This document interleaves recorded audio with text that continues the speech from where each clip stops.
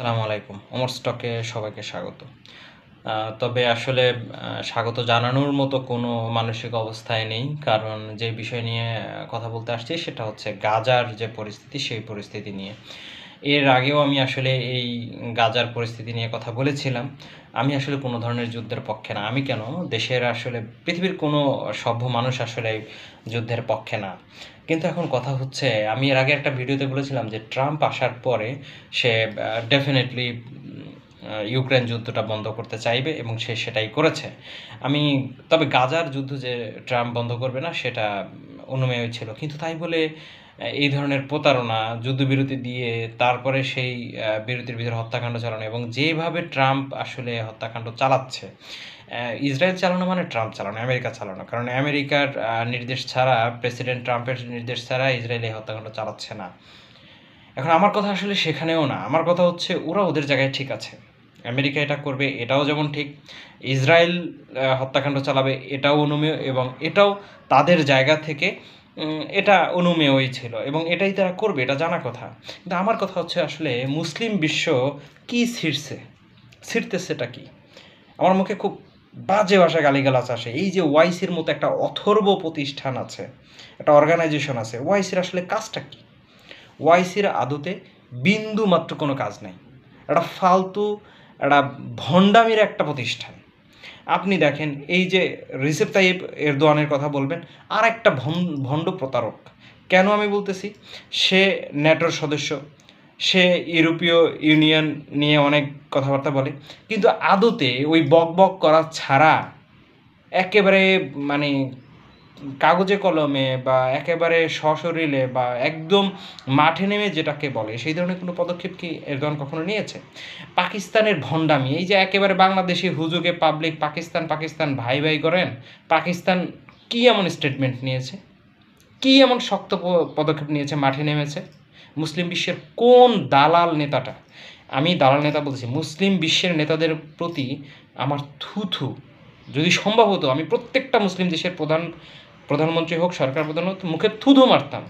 এদের মতো কুলাঙ্গার, বজ্জাত, এদের মতো ফালতু, এদের মতো ভণ্ড প্রতারক আসলে মুসলিম বিশ্বের নেতাগুলো একটাও কোনো মানুষের সন্তান না, একেবারে কোনোটা মানুষের সন্তান আপনি একটাও দেখাতে পারবেন না। সবগুলো নিজের চেয়ার বাঁচানোর জন্য, কারণ জানে আমেরিকার এগেনস্টে কথা বললেই চারটা চলে যাবে, দেশে কোনো একটা বিদ্রোহ সৃষ্টি করে বিভিন্ন চাপ প্রয়োগ করে ক্ষমতা থেকে ছাড়া করবে। এই ক্ষমতাটাকে টিকায় রাখার জন্য এই জানোয়ারের বাচ্চাগুলো, এই মুসলিম বিশ্বের যত নেতা আছে, যত রাজনৈতিক দল আছে, যত লিডার আছে, আপনি একটাও পাবেন না। আরে ভাই, লিডারশিপ কি জিনিস? কেউ নেই, আমি মাঠে নামবো, আমি এটার প্রতিবাদ করব, আমার যা করা দরকার আমি তাই থাকবো। যদি আপনি ক্ষমতার চেয়ার বাঁচানোর জন্য এইসব করেন, তাহলে আপনি কিসের মুসলিম আপনি? আমরা বাংলাদেশের মানুষজন যদি 18 কোটি না, 180 কোটি মানুষও যদি ফেসবুকে স্ট্যাটাস দেই, তাতে বালও ছেঁড়া যাবে না, কিচ্ছু হবে না, কিচ্ছুই হবে না। আর নামাজে দোয়া করতে পারি, ইমানে দায়িত্ব হিসেবে কাজটুকু করতে পারি, কিন্তু ভাই তাতে কাজের কাজ কি হবে? গাজা নিয়ে কোরআন এবং হাদিস মতে অনেক ধরনের কথা আছে, এবং সেটা আসলে মহান আল্লাহ রাব্বুল আলামিনের তার সৃষ্টি রহস্য, বা এটা তার পরিকল্পনা, সেখানে আমাদের হাত নেই। কিন্তু আমার কথা হচ্ছে, যেই মানুষগুলো শহীদ হচ্ছে গাজায়, তাদের মৃত্যু আল্লাহর নির্দেশে হচ্ছে, ওখানে যা করছে সব কিছু আল্লাহর হুকুমই করছে, আমরা সেখানে কিছু করতে পারবো না। কিন্তু আমাদের চেষ্টাটা কোথায়? মুসলিম বিশ্ব কী চেষ্টাটা করতেছে বলেন? দুই চারটা কাগজ কলম নিয়ে উদ্বেগ প্রকাশ করা, ইনক্লুডিং বাংলাদেশ গভর্নমেন্ট।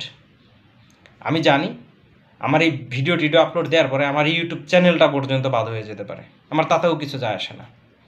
কারণ হচ্ছে এই ভণ্ড আমেরিকা, এই আমেরিকার যারা সাপোর্ট করে এগুলো সব কুলাঙ্গার।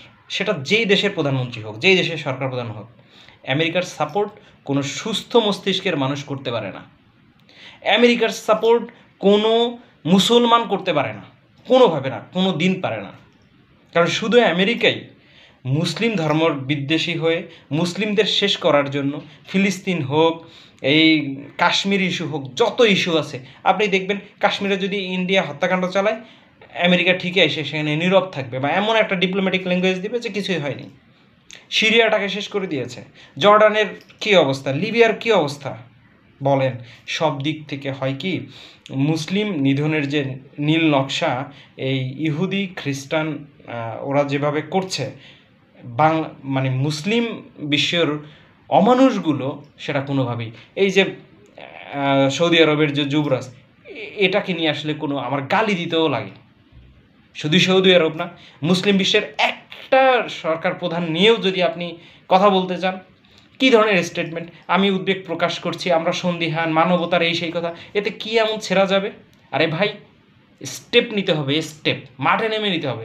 আপনি আপনার গদি বাঁচানোর জন্য বসে থাকবেন আর ভণ্ডামি করবেন? আল্লাহ যেন মুসলিম বিশ্বের প্রত্যেকটা নেতার প্রতি যেন গজব নাজিল করে।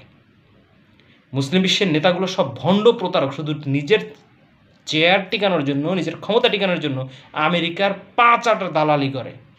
ক্ষমতায় বসেও আমেরিকার মানে ছত্রছায়ায়, তারপর ক্ষমতাটা টিকেও রাখে, এই জন্য ইয়ে করে। আর বাংলাদেশের হুজুগে পাবলিকগুলো শুধু ফেসবুকে স্ট্যাটাস দিয়ে মনে করে জীবন উদ্ধার করে ফেলছে। প্রত্যেকটা দেশের উচিত এই সরকার প্রধানদের উপরে চাপ সৃষ্টি করা। আপনি কেন স্টেপ নেবেন না? স্টেপ নেন, স্টেপ নিয়ে তারপরে অ্যাটলিস্ট অর্থনৈতিকভাবে পঙ্গু করে দেন। যত ইহুদি খ্রিস্টানদের কোম্পানিগুলো আছে সব সব প্রবেশ নিষেধ করে দেন দেশের মাটিতে, যে কেউ ব্যবসা করতে পারবে না, আমাদের প্রোডাক্টগুলোই আমরা যেভাবে আছি সেভাবে চলবো। স্টেপ ছাড়া ভণ্ডামি করে মুসলিম বিশ্বের কিছুই হবে না। এইসব স্ট্যাটাস দিয়ে ভালো হবে না। এরা সব ফাউল। মুসলিম বিশ্বের যত নেতা আছে, একদম যত দেশ আছে মুসলিম বিশ্বের, সবগুলো ফাউল। ঠিক মতো নামাজে হাত বাঁধতে জানে না, টুপি দিতে জানে না, দাড়ি নাই, টুপি নাই, আর দাড়ি টুপি থেকেও কোনো কাজ নাই। সবগুলো ভণ্ড প্রতারক। মানুষের স্টেপ নেওয়া জরুরি, যে কোনো কিছুতে স্টেপ নেওয়া জরুরি। সবগুলোর প্রতি থুথু রইল। সকল মুসলিম বিশ্বের সরকার প্রধানদের প্রতি আমার ভৎসনা, আল্লাহ যেন সবগুলোর বিচার করে এবং দুনিয়ার বুকেই যাতে বিভৎসরূপে বিচার করে।